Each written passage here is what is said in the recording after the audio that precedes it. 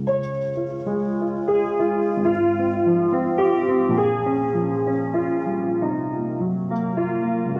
time I used to get a new piano piece growing up, I would sit down at the piano and cry. And I would just be so scared of learning that piece. And I would think what if I never learn it? What if I work really hard at it and I still can't get it? What if I don't play it as well as this other person?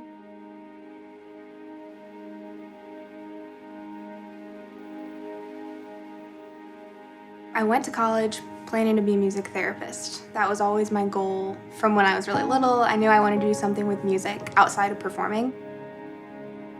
So when I went to Butler, they were working on this dual degree program with another school in Indy to do a 5-year thing where you would graduate with a degree in music therapy.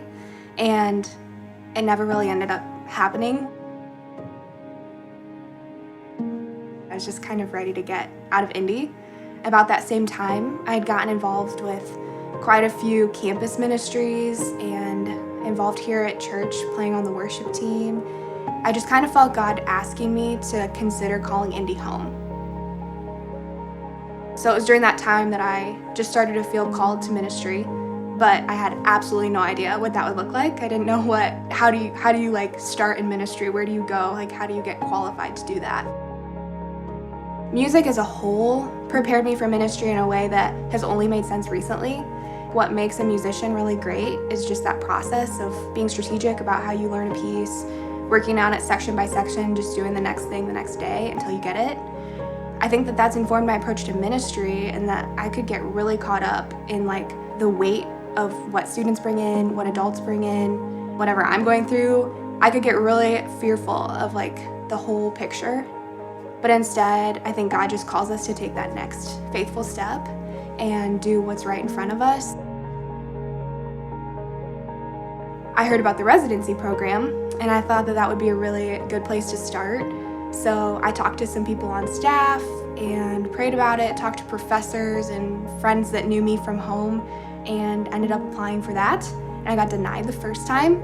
And then they called back and they were like, we'd really like to find a spot for you here. Would you consider student ministry?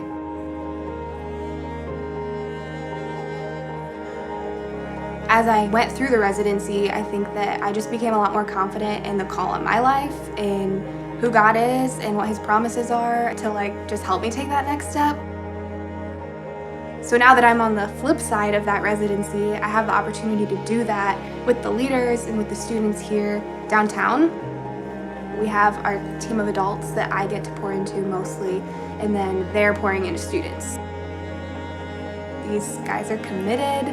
They're here every week showing up and willing to get their hands dirty in the lives of students and all the crazy walks of life that happen in your 7th through 12th grade years. The mentorship that I got really informs the way that I lead now, and I'm still getting all that same mentorship from my team, and then I get to do the same for the people that I lead here.